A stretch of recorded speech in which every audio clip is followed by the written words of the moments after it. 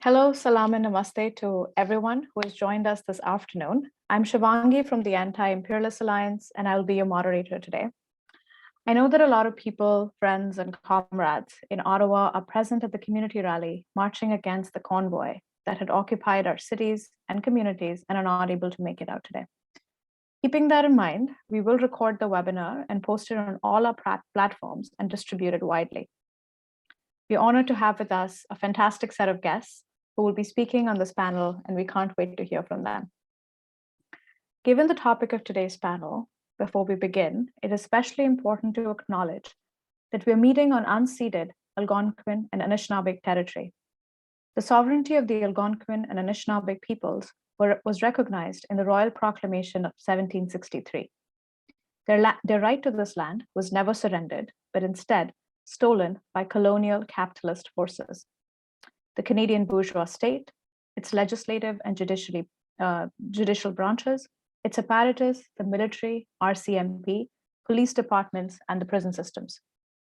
Indigenous land theft continues to this day, unchecked and with increasing violence and intensity. We demand the right of the Algonquin and Anishinaabe, as well as all Indigenous peoples in so-called Canada and across the world to self-determination of their nations. As anti-imperialists, we must always struggle for the victory of Indigenous rights and self-determination as part of our political work. And as for us, the Anti-Imperialist Alliance, it was created by those of us who feel great urgency about the worsening international situation and who are working to build a strong coalition against the tides of war, militarism, and neo-fascism brought on by the crisis and decay of US and global monopoly capitalism. Before we begin, I encourage everyone who's joined us today to, if you have any questions for the speakers, you can use the chat box option or the chat option, the Q&A option or the chat box option, and I'll be happy to bring it up to the speakers by the end. At the end of this discussion, I believe it should be at the bottom of your screen. Yeah, let's begin. So Sleydo, our first speaker, is the spokesperson of the Gidimt'en checkpoint on the Wet'suwet'en territory. She holds the name Inkasiq Grizzly House and has been living on and occupying the territory since 2014 with her husband and children. Gidimt'en checkpoint has been an indigenous reoccupation site since 2018, which has been raided 3 times by the militarized RCMP. Once in January 2019, in February 2020, and twice in November 2021. As a result of the grassroots resistance to the Coastal GasLink pipeline project, which would bring fracked gas from northeastern BC to an LNG terminal near Kitimat. Sleydo has a master's degree in Indigenous governance from the University of Victoria and is heavily involved in the Wet'suwet'en clan governance system. Welcome, Sleydo. She will be joined by Natalie. Natalie Knight has been involved in urban, Indigenous, and working class struggles in the Lower Mainland for many years. She practices internationalism as the chairperson for the Vancouver Coast Salish Territories chapter of the Friends of the Filipino People in Struggle, an organization in solidarity with the National Democratic Front of the Philippines, and is a member of Canada-Palestine Association and BDS Vancouver.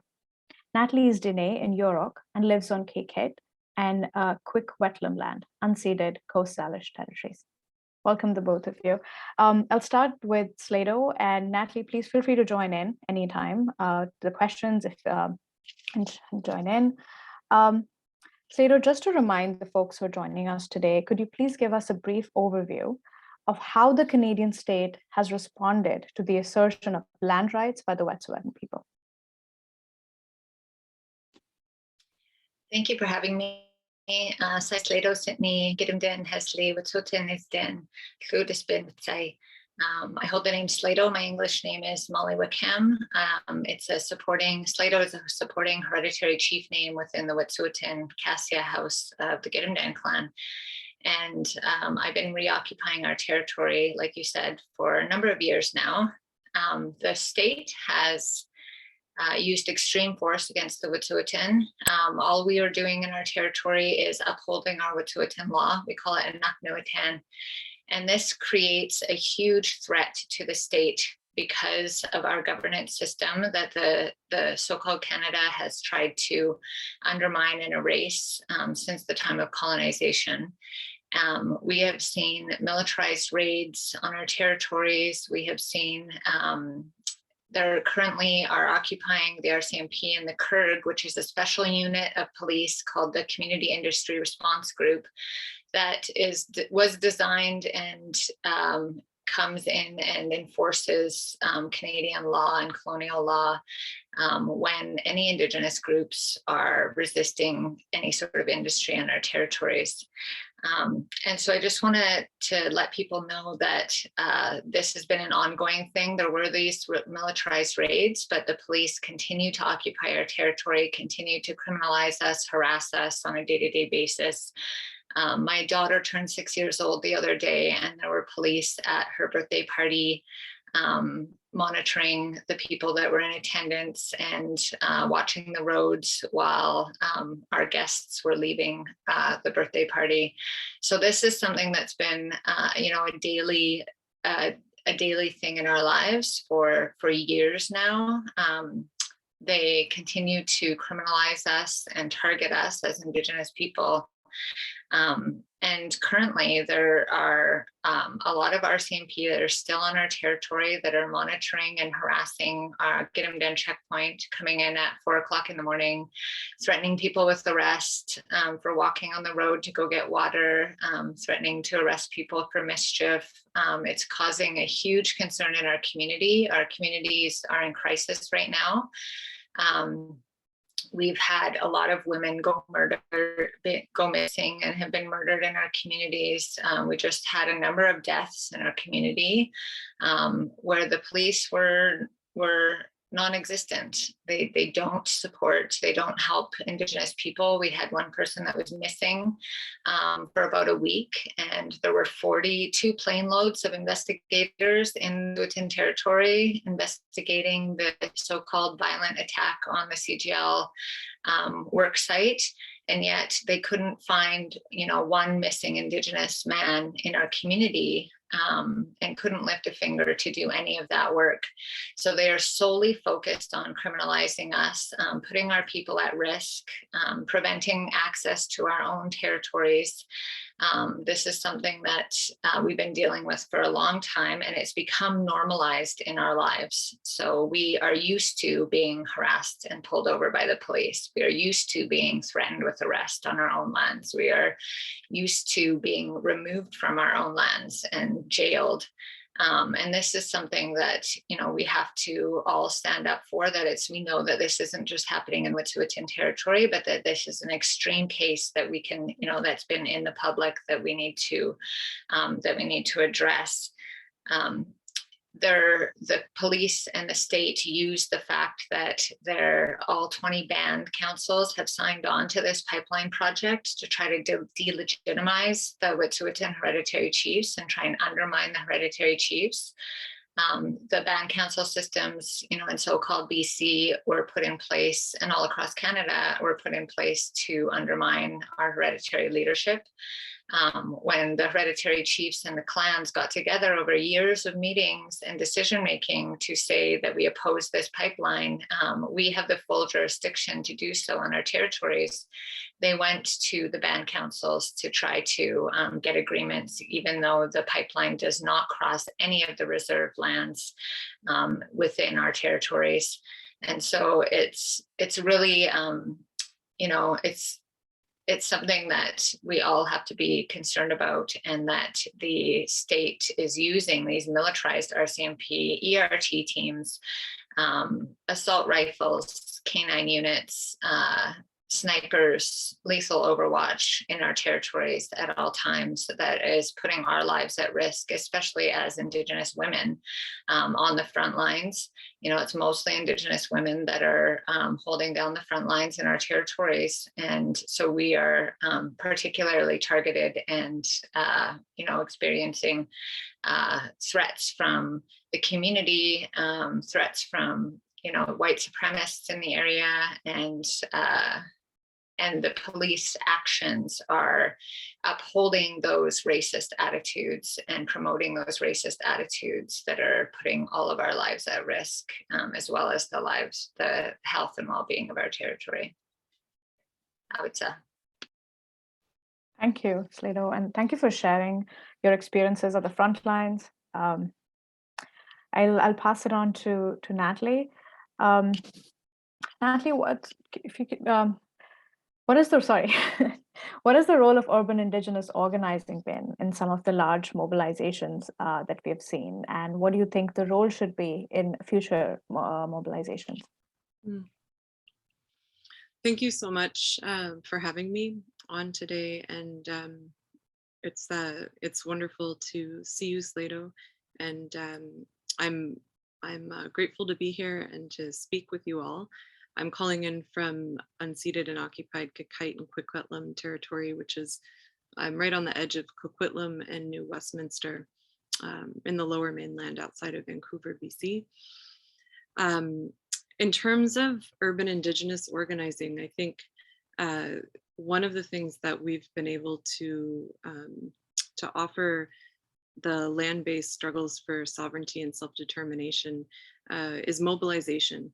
So we've been able to mobilize thousands of people, both Indigenous and non-Indigenous, in the area to come out and to form blockades, to take action, to hold occupations, and to put pressure on the state, the government, and you know, try to bring issues into the media, into the forefront, in support of our cousins and our comrades that are on the front lines up north or across the country in other situations. And I think, you know, one of the really powerful potentials of urban Indigenous organizing is that we're able to make connections across our nationalities, our Indigenous nationalities. When, you know, when people are attacked at Wet'suwet'en, when people are attacked in Haudenosaunee territory, anywhere across Turtle Island, an attack against one is an attack against all. And we're mobilized to stand alongside each other because we have a shared enemy, which is the Canadian state. And more broadly, that Canadian state is tied into an imperial global economy. And so I think that urban Indigenous organizing can help build some of these connections and help mobilize Indigenous people who are living in the city for all kinds of reasons to be in solidarity with those of us who are not in the city, but also, you know, non-Indigenous people who are struggling for rights as working class people, people in cities who are supporting national liberation struggles in other parts of the world. And I think that connection between poor people, working class struggles, and urban Indigenous organizing is one of the greatest potentials that I see, you know, in my local context here. So in terms of the second part of your question, I think you know, what I would like to see us build towards is stronger organizations so that when there's attacks, ongoing attacks, when there's sort of like a flashpoint or an uprising in militarization of in response to Indigenous assertions of sovereignty, we're able to respond in a more thorough way, and we're able to respond in moments when it may not be as present in the mainstream media.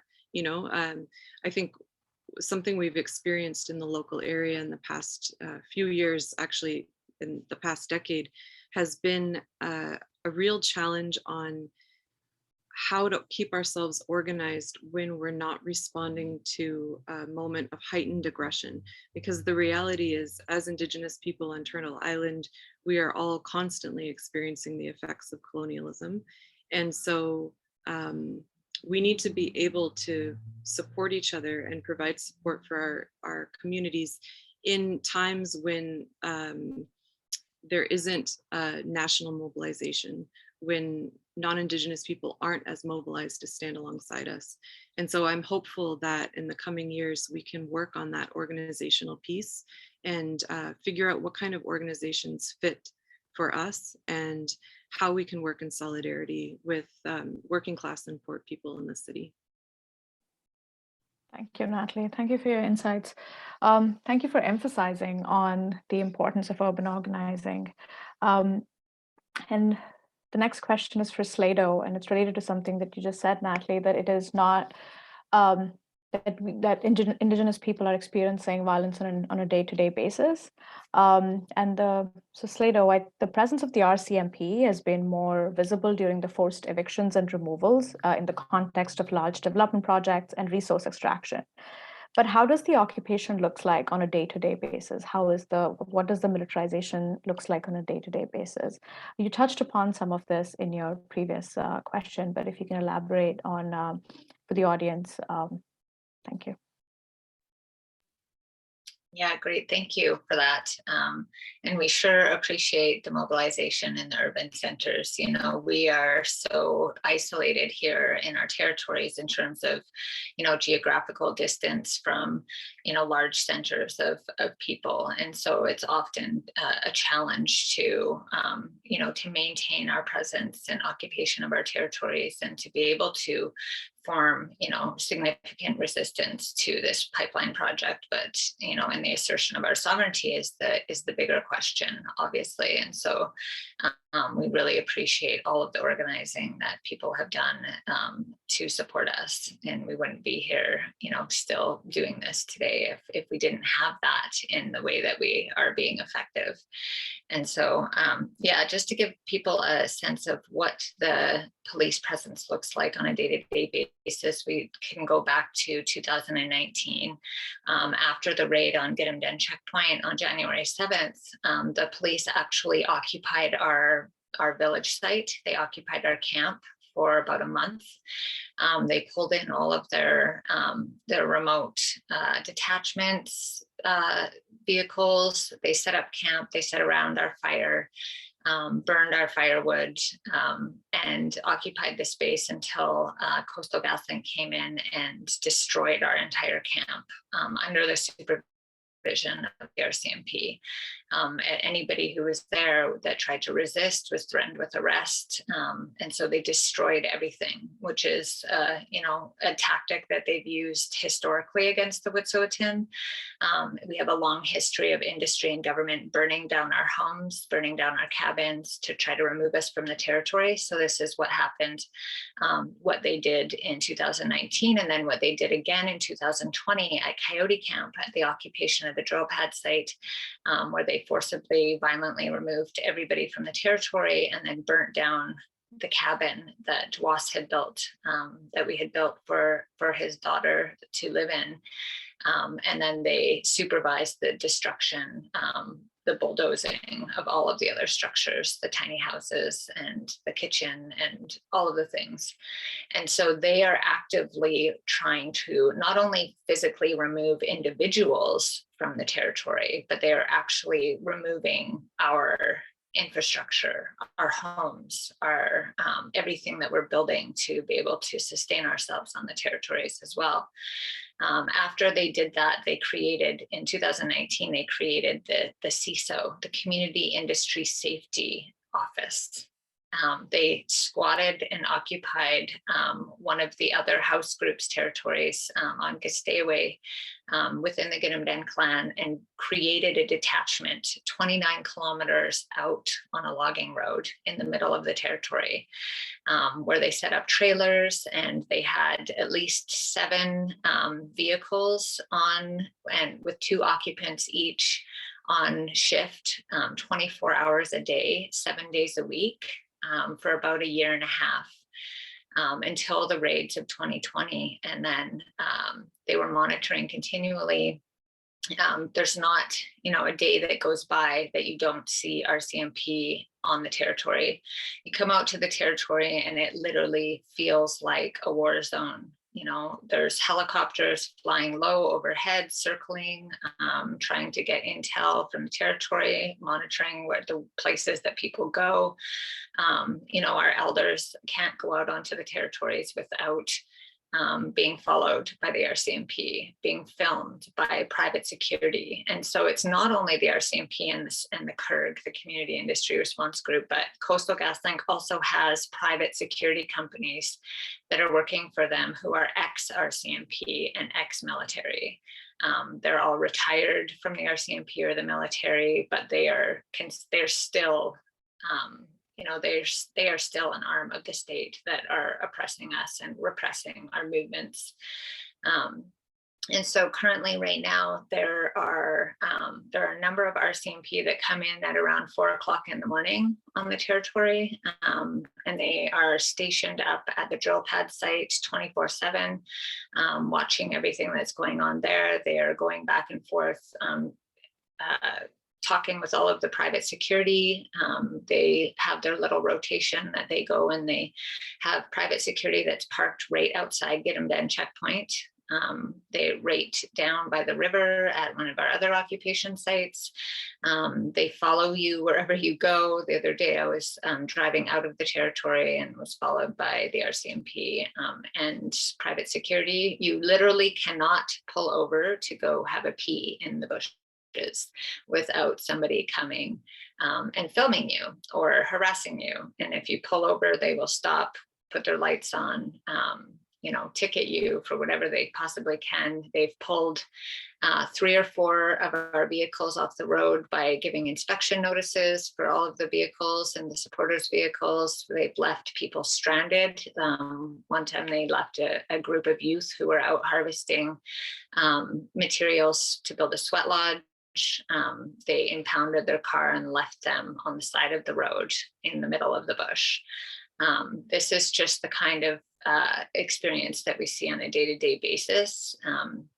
People have been arrested for obstruction of justice, for not providing their ID. People have been arrested for, breach of the injunction, who are not even anywhere near the work site or are absolutely not, breaching the injunction in any way, shape, or form. But they use these tools as a, overall justification to do whatever they want.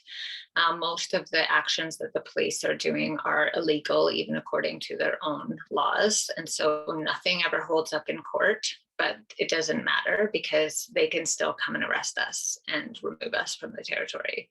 And then we have to go and fight that in court for, sometimes up to a year or 2 years before we can actually, clear ourselves of those charges. And so they continue to be out in full force, even though, the 40 investigators were here for about 10 days. And they've left, but they are pulling RCMP from, Terrace. They're pulling RCMP from like towns and communities that are like 4 to 7 hours away. We see their vehicles in the territory. They don't have enough resources to do all of the work and harass us to, that enough numbers that they would want, or even enough vehicles. So they're renting private vehicles. So most of the vehicles that the RCMP are driving in are rented cars, rented trucks, because they just have to pull every resource that they can to be on our territory and to occupy our territory.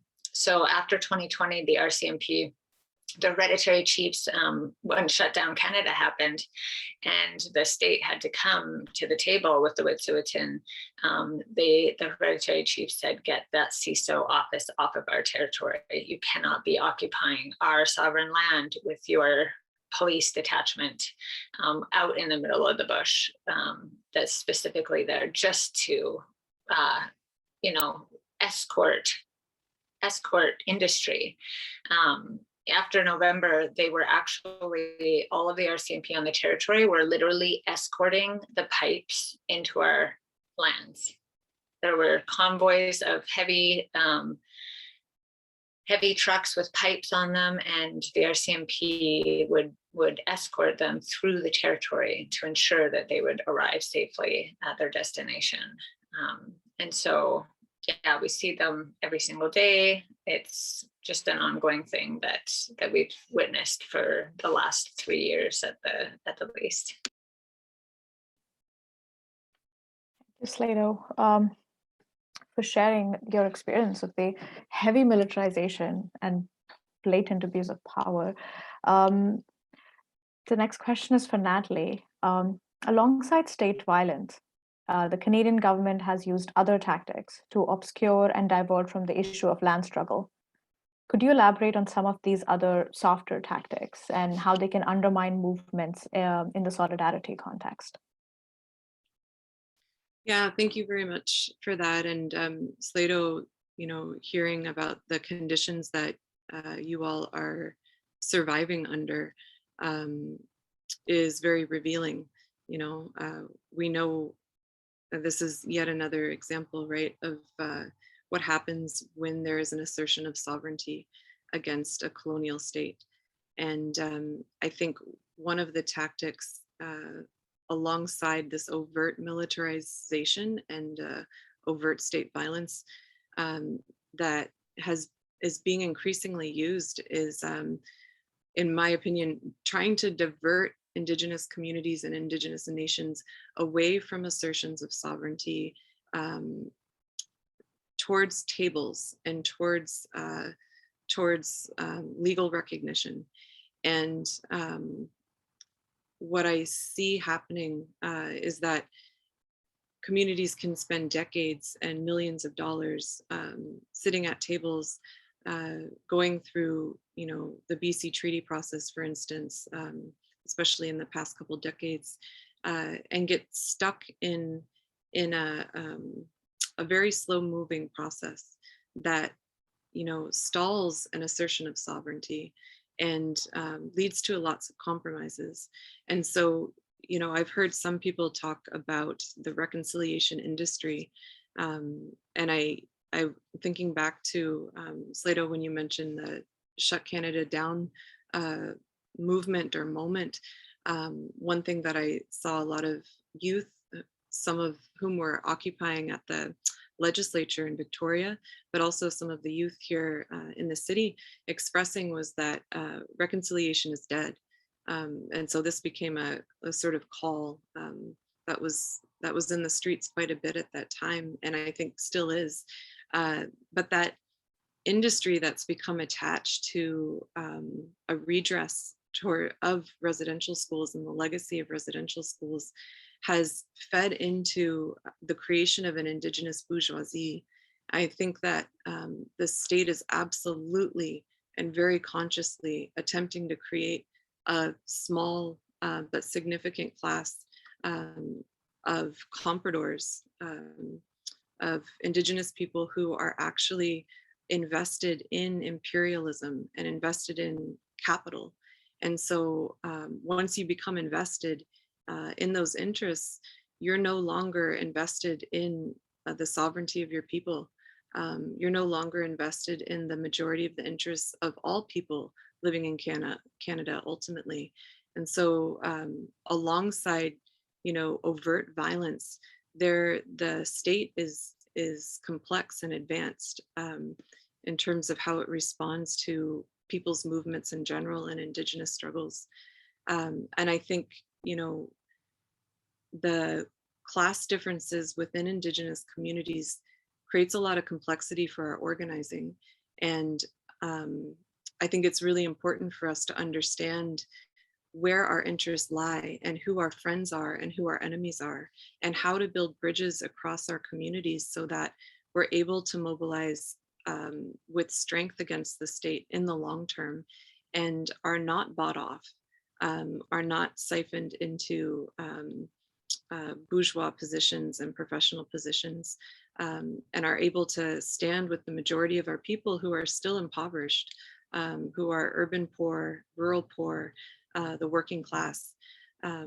So, there's there's a lot of work to do, I think, in terms of building our consciousness as Indigenous people, in the sense of understanding that we can struggle alongside poor and working class people, and that we have some similar interests, and we can fight together against the colonial state.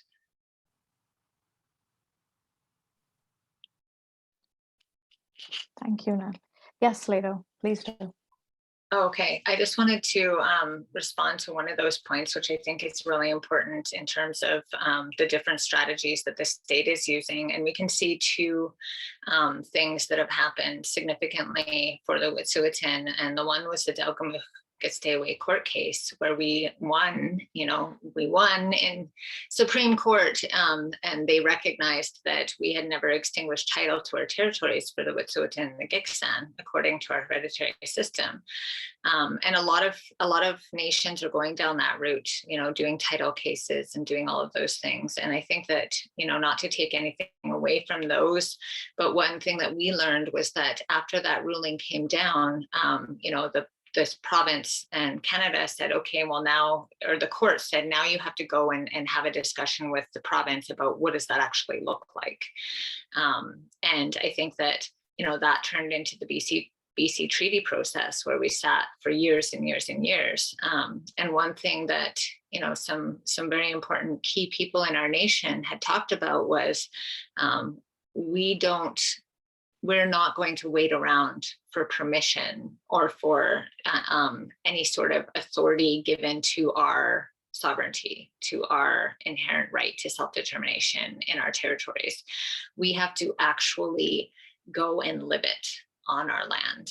And I think that that's one of the things, and that's always stuck with me in a direction that I've taken and that we've taken in reoccupying our territories, is we don't need to wait for somebody to give us permission to do those things. We don't need any sort of authorizing governing body to tell us, okay, go ahead and live your laws, go ahead and uphold your laws.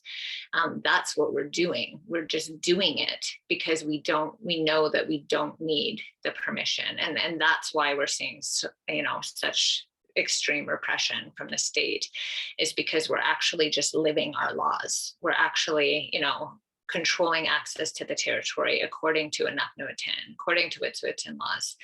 And that's what we have to continue to do, because we will never have the answer. We will never have the answer given to us. We actually just have to do it ourselves, and we have to uphold it and make space for ourselves to do those things. And then the second thing that happened was, after Shutdown Canada, the Canadian and the provincial governments came to the Wet'suwet'en and said, we're gonna start this process with you to, to validate your jurisdiction on your territories. And so that was used as a tool to calm the uprising that was happening at the time. And it was very blatant and very clear to me, but it was confusing to people, in the rest of the world, because they thought, okay, well, now this issue is being resolved. Something is being addressed. So we don't need to continue to rise up.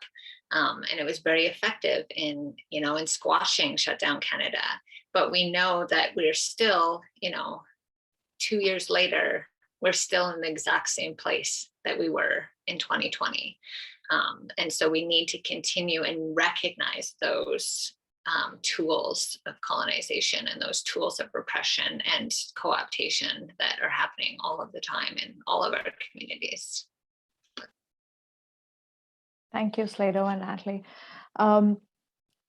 There's definitely a lot for us to think about, and along the same lines of state strategies and tools that both of you talked about, we were wondering about the role of band councils and the role that band councils play in this process. So what is the role in the colonization, resource extraction, and how, if they do, provide legitimacy to the state's response and the criminalization?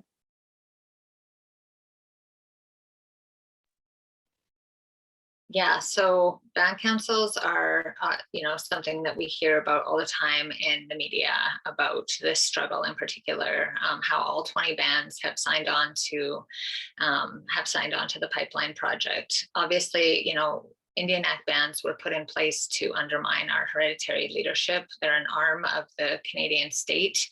You know, on the ground, functionally, they are there to take care of like municipal matters. You know, they're there to oversee education and health and housing and things that are on the reserved lands. And that's the function that they have in the territories. That they don't have the jurisdiction in Wet'suwet'en territory to be making decisions on the territory. That's not our traditional clan governance system. And so there are so many tools that have been used to undermine our traditional governance system, but this one is in particularly you know, being used to divide our communities and to divide and conquer and provide legitimacy for the use of state violence. And so a lot of the impact benefit agreements and agreements with government, like government is actually funding certain groups within the Wet'suwet'en to undermine us, to speak out against us. All of the impact benefit agreements with Coastal GasLink have a clause in there that say that they have to take action against their community members who are opposing the project. So legally, they have to take action against us, and they are doing so in the media. They are writing letters, you know, to our supporters. They are writing letters to, you know, to different groups trying to undermine our authority. You know, I don't know how many times I've been personally attacked and undermined publicly in order to try to delegitimize our movement and tear down our hereditary system. And so it's very, you know, people are actually being paid to do this.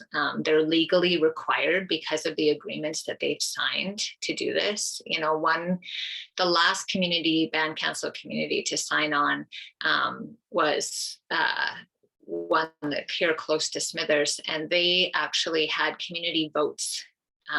This was after the hereditary chiefs already said no to the project, and so went in our bahlats, our feast hall, and said, all stood up together and said that they were opposed to this pipeline project. And so the band was being offered a lot of money. They're being offered money for culture. They're being offered money for language. They're being offered money for the children, like all of the important things that we love and that we want to see prosper. You know, we want our families to be healthy. We want them to be together. So they're being offered all this money for these things. And so they had these community votes within the reserve, and they were voted down twice by the community. And so they had a closed door meeting where the chief counselor and the counselors of the band had a private ballot, a secret ballot vote. And then that's how they voted yes for the project. We know that other communities did not consult the communities at all. Other band councils didn't consult the communities at all. They just signed the agreements. We also, you know, we know that there's been extortion happening. Communities are being threatened with cutting off of their funding.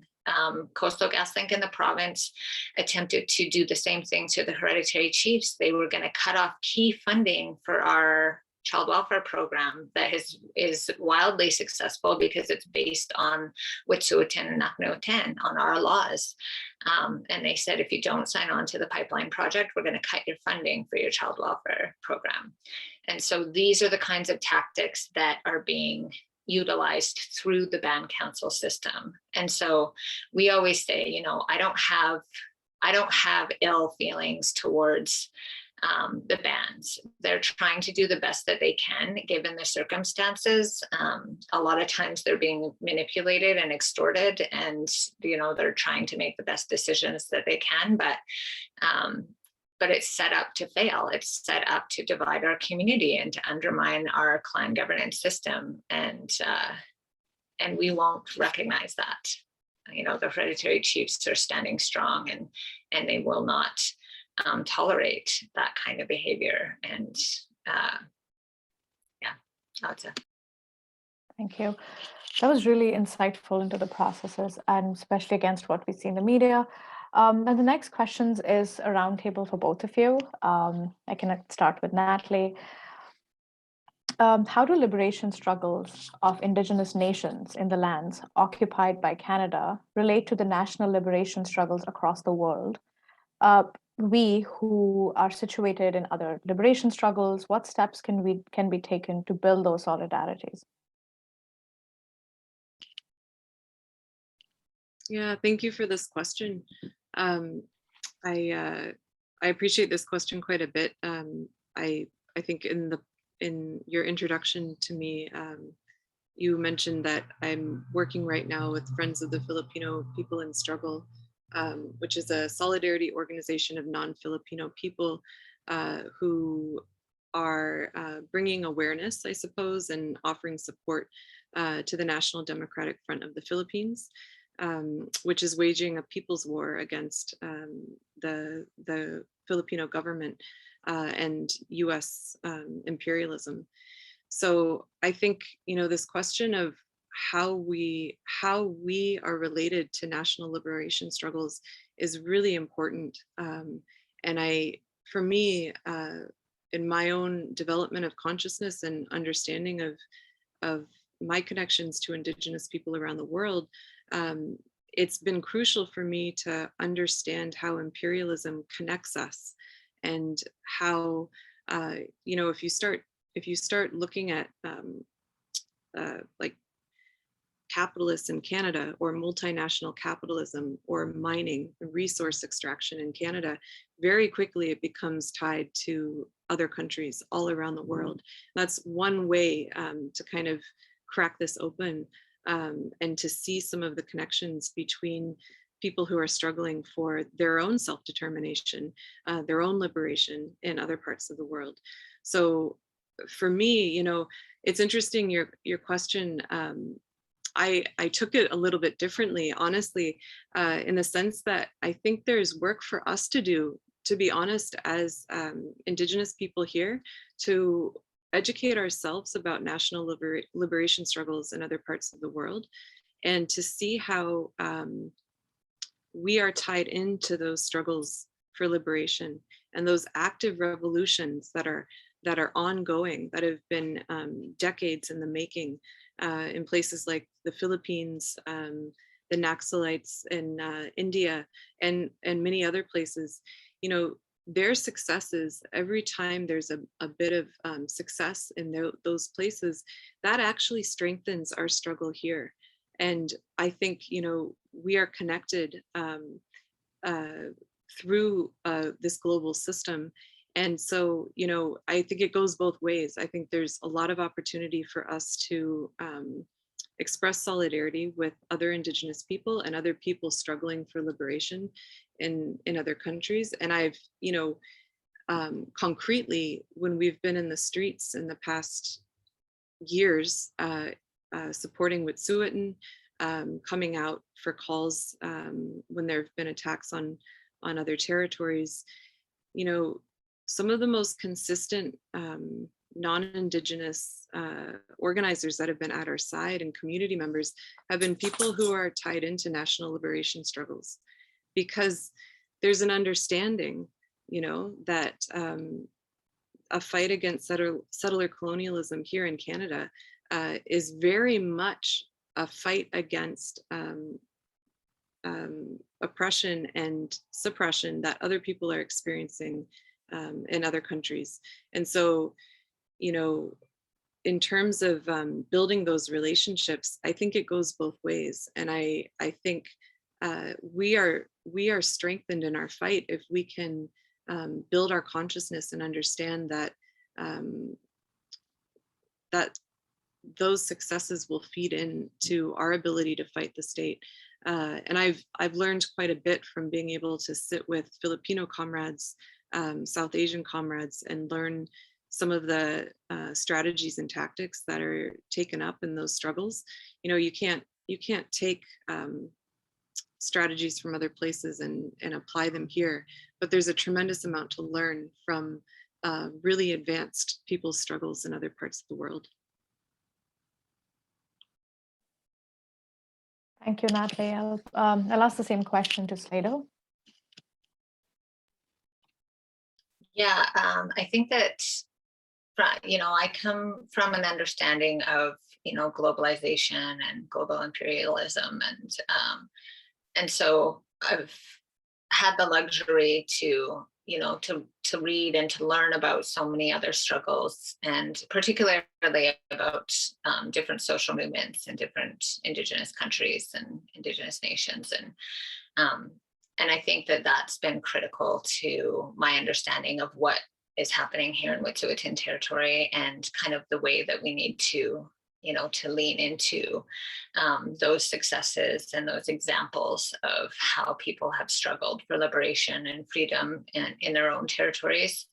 Um, I think that we do have a lot to learn. I think it's important for us to understand how these systems are working against all of us. And I think that we all have, a similar experiences of the tools of colonization. And so the more that we can recognize them, and the more that we can have shared knowledge about how to respond and how to resist those tools of colonization, around the world, I think that's going to benefit all of us. And so I know it's sometimes hard, here in Wet'suwet'en territory, we've been, in this day-to-day fight for so long that it's sometimes hard to look beyond that and see, other examples. But also we know that people are looking to us, and we've had people that have reached out to us from other Indigenous groups around the world, that we've had calls and meetings, and are building those relationships with one another, and talking about the similarities, and talking about the differences, and talking about the tactics that people are using, and supporting one another, and just learning, building those relationships. And it takes time. We don't always have the time to do that because of the situations that we're in. But I think that having that outside support to connect us is very, very important.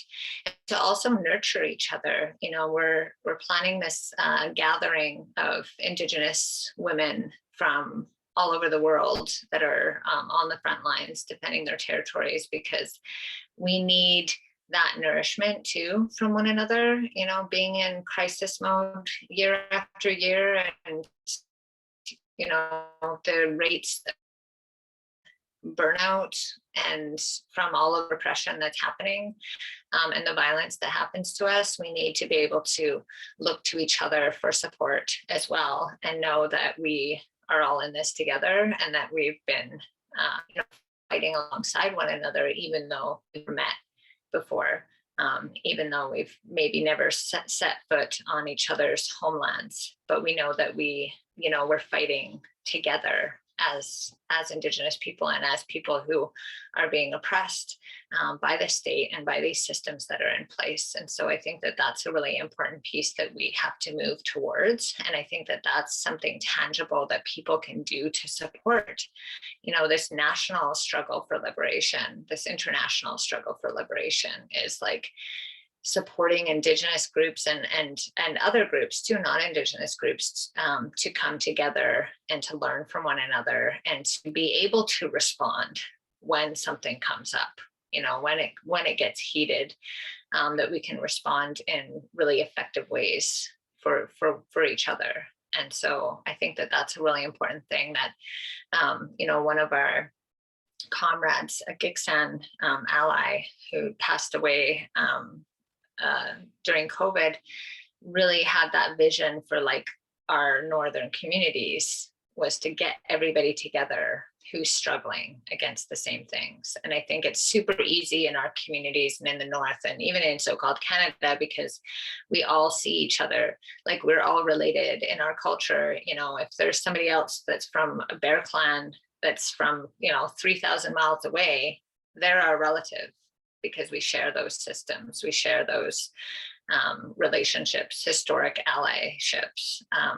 And so we have to kind of hold on to those things and start building those ancient alliances as well, and recognize also that, as I said before, we can't wait for the Canadian state or any imperial state to recognize us and to affirm and validate us as sovereign nations. In the past, we did that with each other.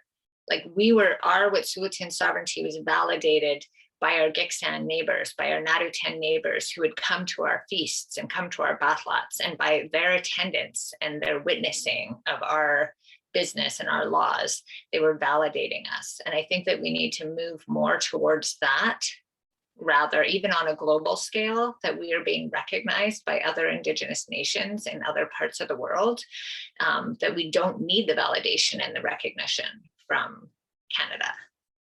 And I think that that can be a very powerful move. Absolutely.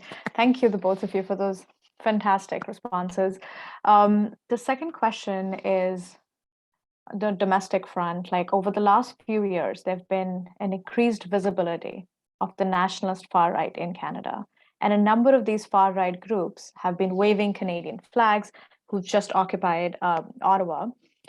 We've also seen similar groups come out, for instance, to the counter-protest Indigenous organizers and allies during 2021's actions against Canada Day in Ottawa, and forms of settler vigilantism during the struggles like that of the Mi'kmaq to assert their rights. So what is the role of these technically non-state groups, although they are, of course, related to, very closely related to the state, in policing and repressing movement, especially Indigenous movements, and maintaining this colonial order? I can start with Natalie, and we can pass it on.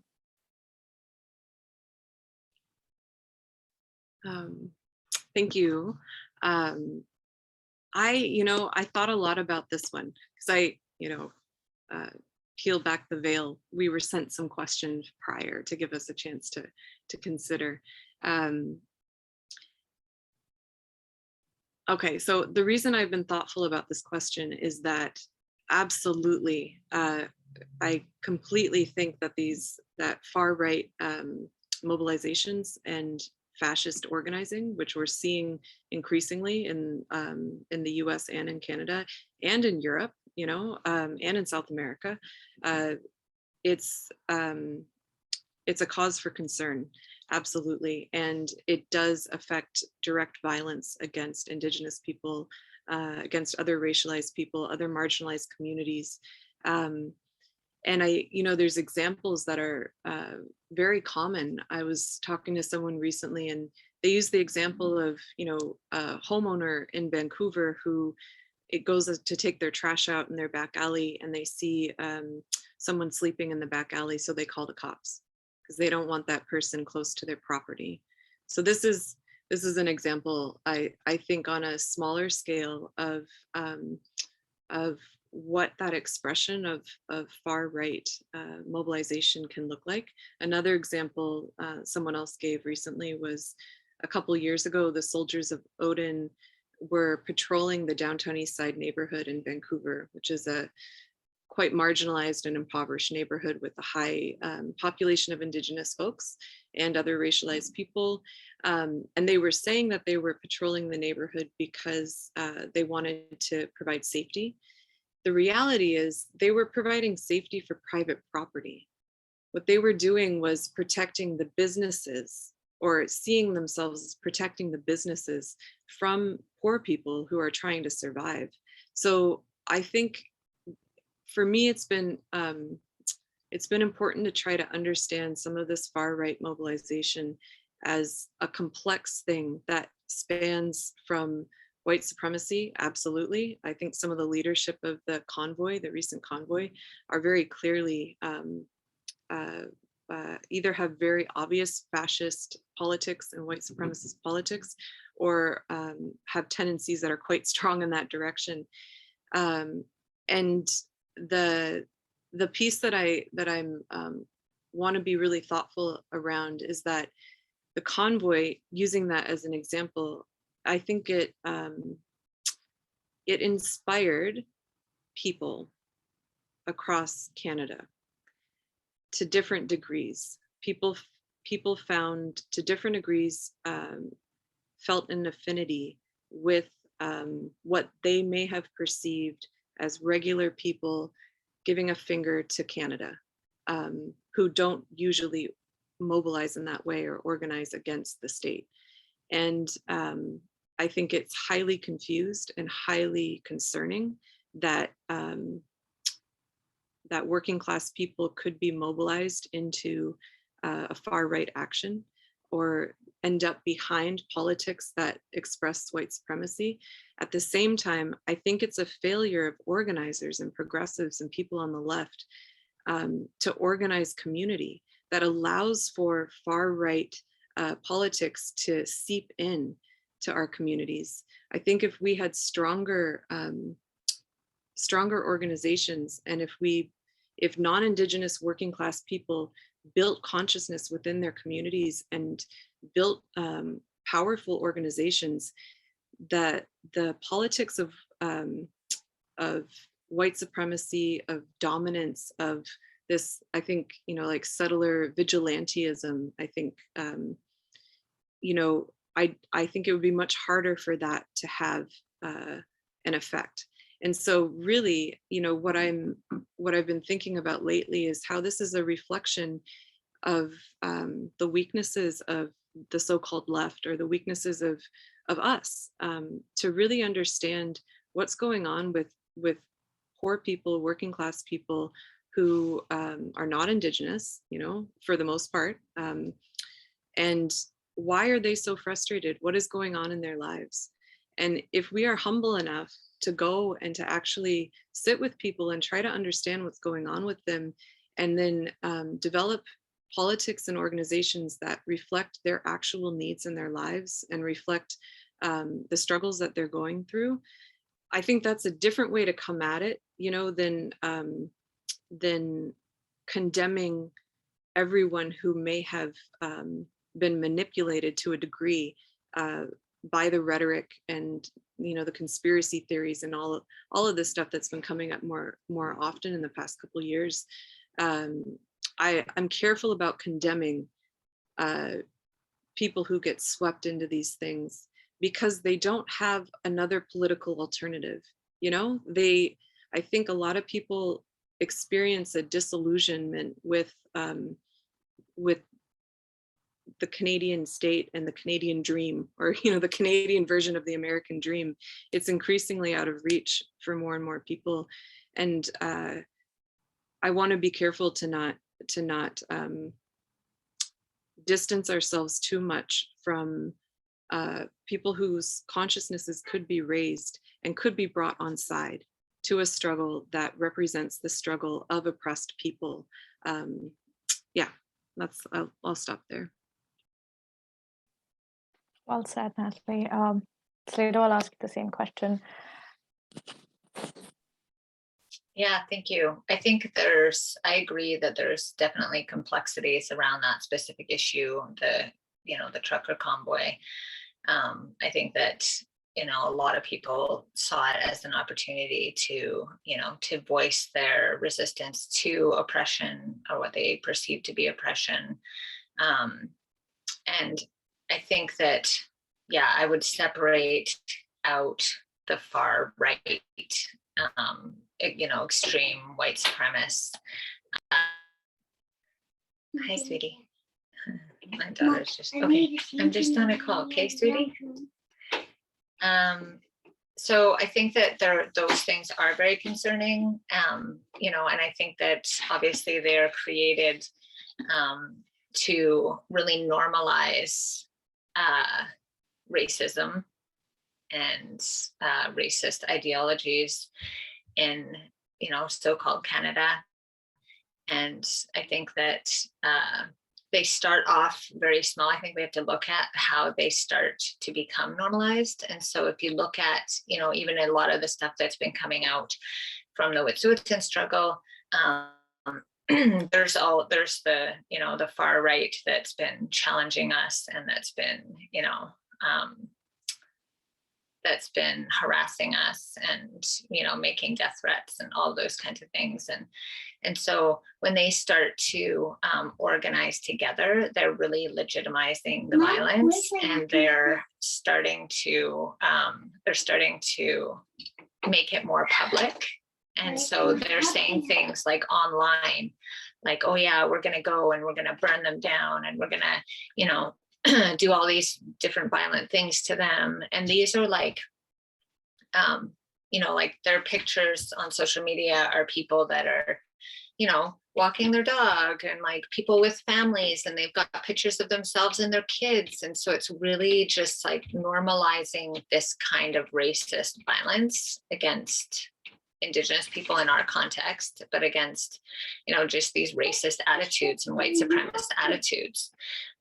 And so I think that that's very dangerous, and that's also working to legitimize the police repression that we're experiencing, because it's the same kind of thing that happens with murdered and missing Indigenous women, right? Like it's this racist inherent, like underlying racist ideology that Indigenous women, it doesn't matter, like our lives don't matter, so it doesn't matter. Nobody's going to be punished, nobody's going to be held to account if somebody, you know, a white man, or anybody comes and kills one of us, or we go missing. Like nothing's going to be done about it, because the belief is that we aren't worth enough to do something about, that there's not going to be a consequence.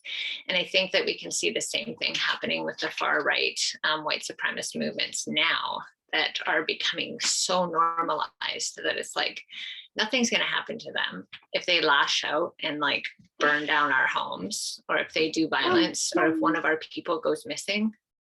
Sweetheart, I'm on a call, okay? You're gonna have to like give me a few minutes. And so I think that that's really scary in how they're really normalizing this violence against us. So when the police come in, like they're the authority, right? So it doesn't matter what they do, what kind of violence they do to us. It's absolutely legitimate, and it's absolutely, you know, condoned. And so they're allowed to do the same things because they built it up and normalized it so much that that racist ideology is coming back. But I think one of the things that's interesting, and this is something that we've struggled with in our community, is that a lot of people are really scared, because since the resistance and since it's become so public, you know, our assertion of our sovereignty, there's been huge backlash. Like we live in the North, and growing up in the North, like in the town that I grew up in, there used to be like Native against white rumbles at the beach every year. It was an annual thing that all of the Indigenous people would get together and fight all the white people. And there were no other, you know, there was no other people. There was just Native people and just white people.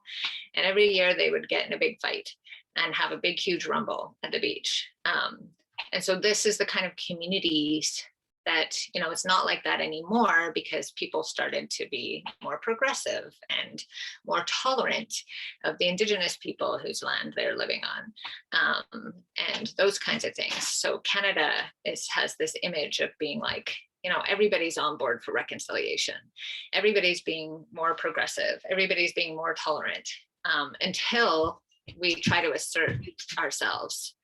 And then it's like, what we're seeing is the, you know, the very tool of colonization in the first place, the dehumanizing of Indigenous people, is rearing its ugly head again. And I think in certain ways that's better than the covert racism, right? Like we're seeing it, it's coming to light, and people are deathly afraid of it because because it's scary, like it's dangerous for us, but it's also very telling of the actual state of where we're at. And they've reverted right back to that overt racism that happened at the beginning of contact and colonization. And so I think that it's, you know, when we are pushing back, then when we're being effective, we receive the pushback even more. So I think that it's a sign that what we are doing is effective, but obviously there has to be so much more work done on the part of, you know, the broader society that can address this kind of racism that has always been here. And it just gets to hide when everybody's playing nice and we're being good little Indians, which we are not going to be anymore. And so it's going to be a conflict. It's going to be a fight. And we just have to keep pushing, because we know that when that rears its ugly head, that we're being effective at what we're doing. Absolutely. Thank you, Sleydo and Natalie. We can move on to the audience Q&A. We have two questions. One is from Ash.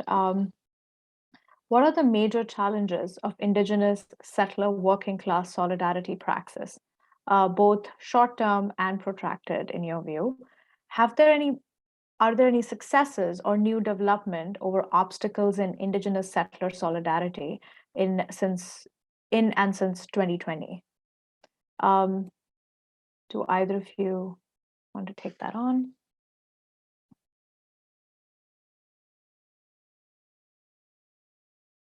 Sorry, I'm going to need you to repeat the question. Oh, that's okay. Sorry. No, that's absolutely all right. What are the major challenges of Indigenous settler working class solidarity, both short-term and protracted, in your view? Are there any successes or new developments or over obstacles in Indigenous settler solidarity in and since 2020?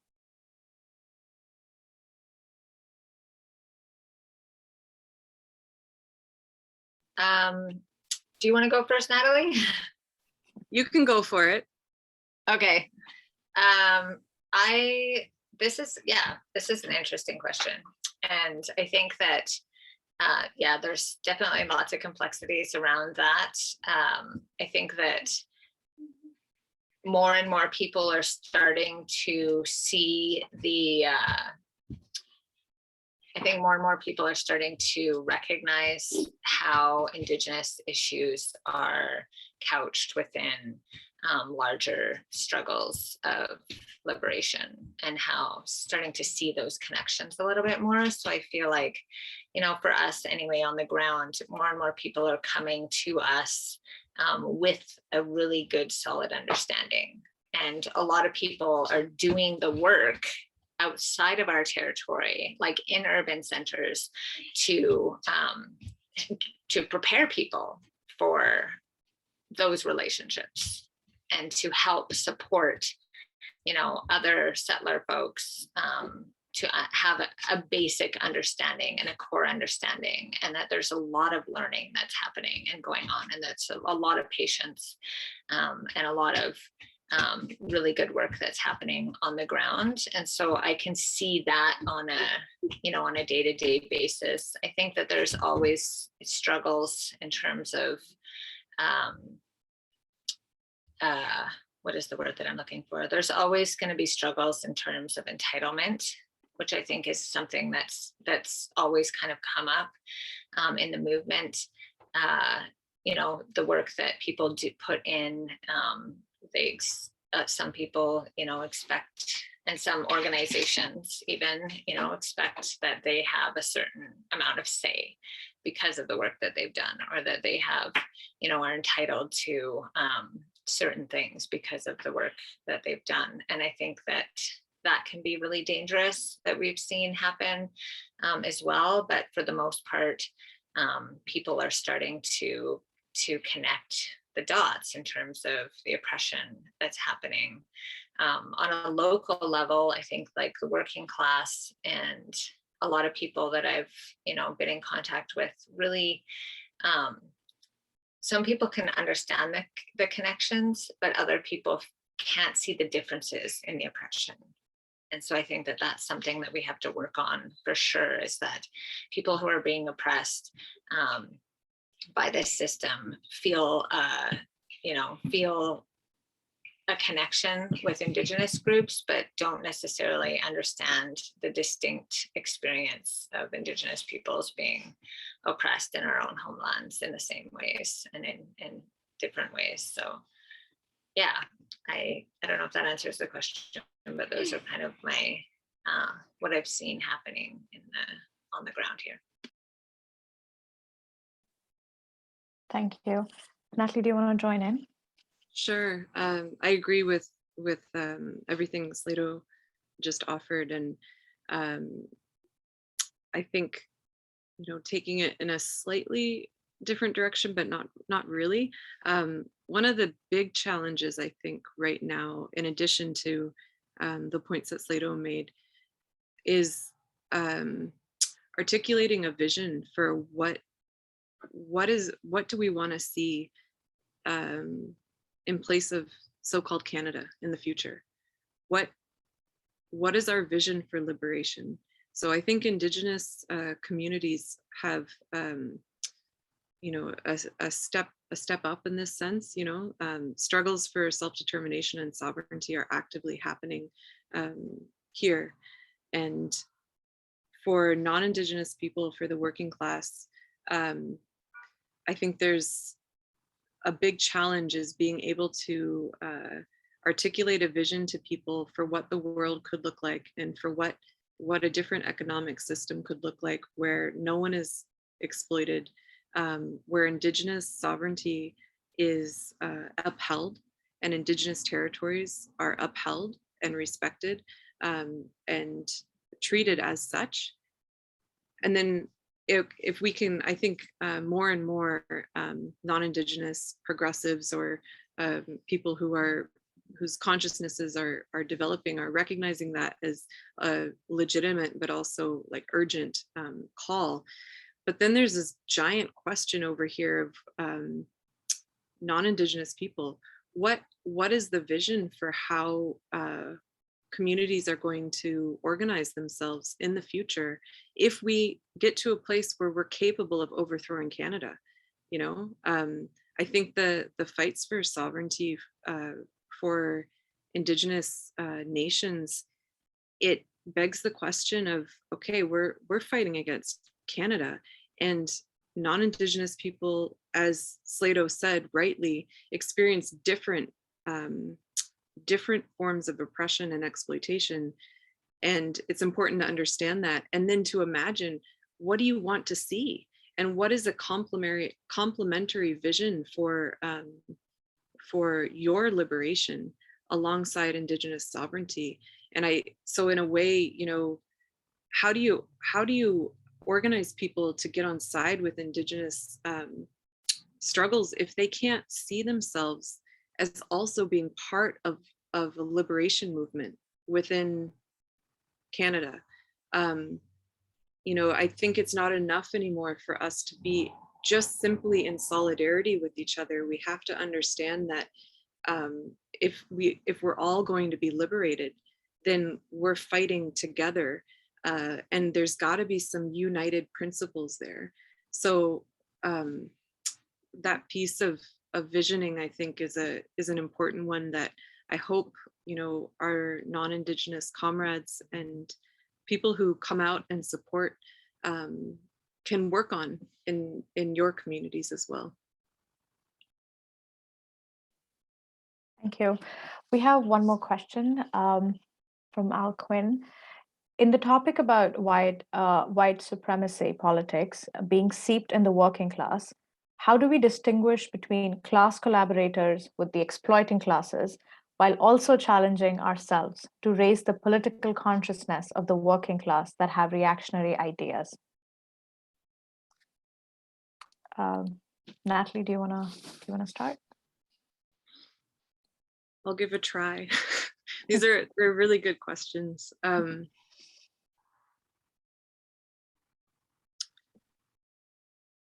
Yeah, so how to distinguish between class collaborators or people. So I'm taking that to be people who, are going to side with the Canadian state or side with capitalists, and are ultimately, if we're pushed into a moment, are going to be on the opposite side, the wrong side of the people, the majority of the people.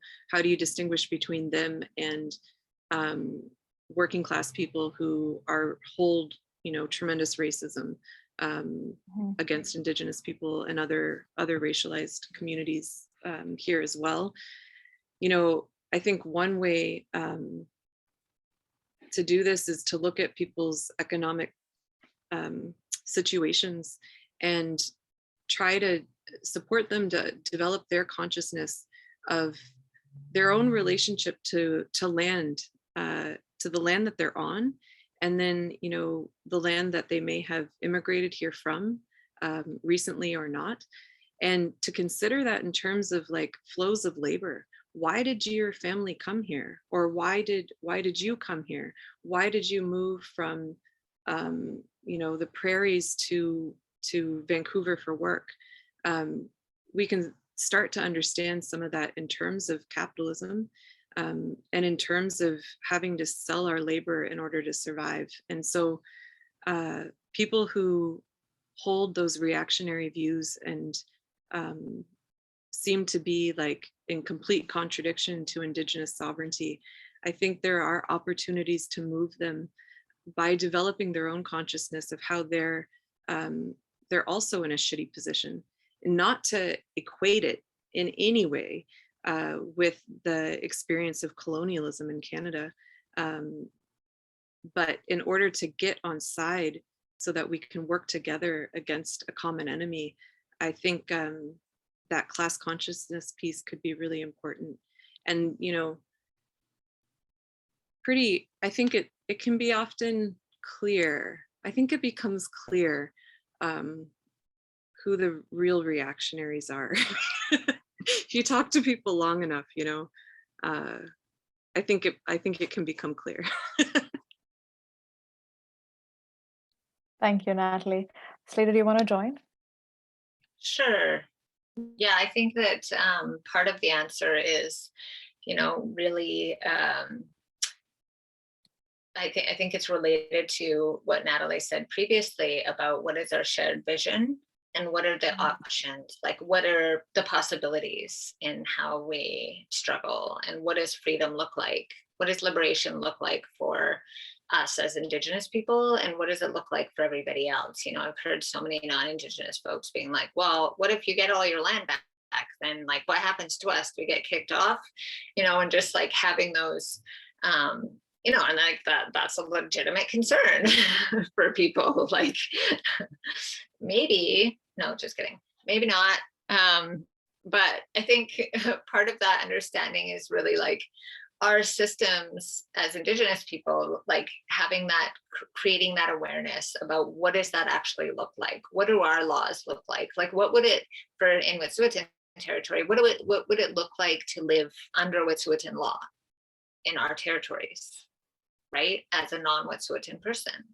And I think that our territories and our Anaknoten, our system of governance is superior to the Canadian colonial, like capitalist system by far. And so I think creating that understanding, and I think that that's why we've been so successful in having so many people support us, is not just because we're an Indigenous group standing up for our rights. It's because we are an Indigenous group that is living our laws, and we've been able to communicate what those laws are about, how our system works, how our decision making works, how it's like the most truly democratic system, compared to Canadian democracy and all of those kinds of things. And so I think creating that awareness and educating people about what it would actually look like to live under Wet'suwet'en law, and how our law takes care of everybody. Our law is inherently self-sustainable and communal and collective, and how how everybody is taken care of, and like that you have power and you have prestige the more that you take care of your community, the more that you are not a powerful person and you don't get prestige if you have members of your community that are suffering and that don't have what they need to live. Then that's on you. In our hereditary system, that's on you to make sure that everybody's taken care of and that you have all of those things. And obviously, like living in this world and living in the systems that we're in now, we don't get to do that because, for one, we don't have the resources to do that. Our lands are devastated in many different areas. We're constantly undermined, but those are like the staple like Wagoose are our word for respect, but it's not just like how you live in a respectful way. It's like how you interact and have these relationships with people, non-human beings, the land, how you have respect in our feast hall and our governance system, like all of those things, how you attain respect, how you give respect, those core values of our systems of law that can be shared and that can be that are the basis of our whole governance system. And so, to me, I envision that at some point in Wet'suwet'en territory, everybody will be living under Wet'suwet'en law.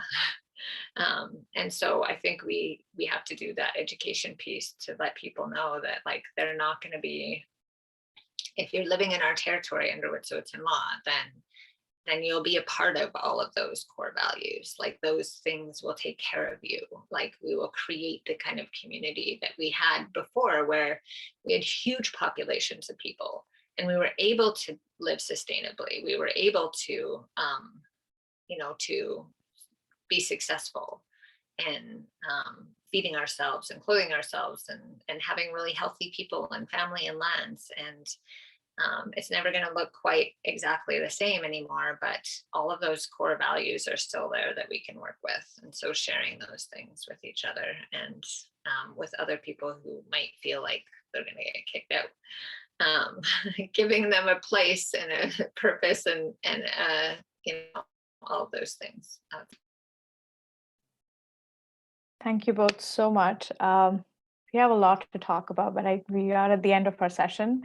And in closing, I would really like to thank all our comrades who were able to attend today, especially our speakers for taking the time to join us, offering their insights. Please be sure to follow us on social media, Anti-Imperialist Alliance, to stay up to date for our future events and opportunities to join us in our ongoing struggle against imperialism, colonialism, and capitalism. We urge folks who are listening, who will be listening to the recording, to materially support the work that both of our speakers do. We have a few events coming up, so I'll just quickly go through that from the Anti-Imperialist Alliance. First is a rally against the war in Ukraine and NATO expansion tomorrow at 4 p.m. in Ottawa at the Human Rights Monument. And second, we will be organizing in the next few months against CANSEC later in June this year, which is the North America's largest arms trade show, which is held in Ottawa every year. And if you would like to get involved in our organizing efforts, please send us an email, reach out to us on social media. Thank you. Long live international solidarity and long live the freedom struggle. Thank you.